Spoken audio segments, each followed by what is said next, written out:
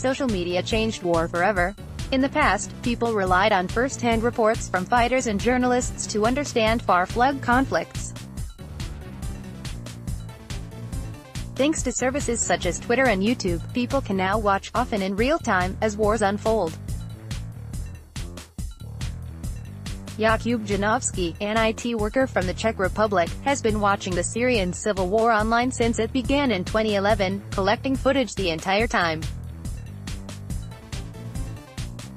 On May 15, a little over 7 years after the war began, he released 134 gigabytes of that footage online. As I see it, it's really important to fight propaganda from all sides with raw data. Janowski told me via Skype. The Syrian civil war is an example of just how much social media has changed war. We know about Syrian President Bashar al-Assad's use of chemical weapons, in part, because of horrifying footage of the attacks uploaded by its victims. I feel the data has historical significance, especially considering how it affects politics in Europe and elsewhere, he said. I think people should really be aware of all the things that were, and are, happening there. Modern war has long been a hobby for Janowski, and the Syrian civil war provided him a unique opportunity. We got a lot of real-time coverage, so I became really focused on that conflict, he said. Over time, I realized that a lot of the footage was being deleted, especially in 2015 when regime trolls actively tried to push YouTube to ban multiple accounts. So I started to archive them. A lot of the footage he's archived comes from YouTube, and he told me that after 2015 he started to see a lot of organized campaigns of mass reporting YouTube videos from rebel groups. A lot of pressure, especially from advertisers, which was one of the initial reasons to start banning videos, he said.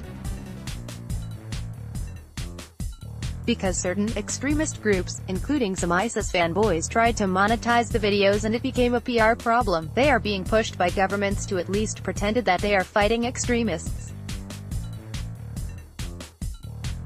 Despite all the deletions, you can still find ISIS footage and anything else if you try hard enough. So, as far as I'm concerned, this is just pretending to do something. Janowski started working with Bellingcat, a website that documents conflict and crime using open-source methods such as satellite imagery and YouTube videos, in 2016. At first he was just archiving footage for them, but he's recently published articles about regime tanks and rebel anti-tank missiles based on the footage he's captured. Most of it is from YouTube, he said. But obviously, we had to work hard to get the footage before it gets eliminated. Between YouTube, various Telegram groups, and Twitter, Janowski has amassed a collection of footage from the war that's more than 1.3 terabytes in size. After his articles at Bellingcat went live, people began to ask for access to his archive. He pulled a 134 gigabytes selection, organized it, and created a torrent. I don't have a super fast upload to host the data directly, he said. And torrents allow us to keep data online. Janowski feels it's important to preserve the footage from these conflicts. He wants people's knowledge to come from facts, not opinion pieces.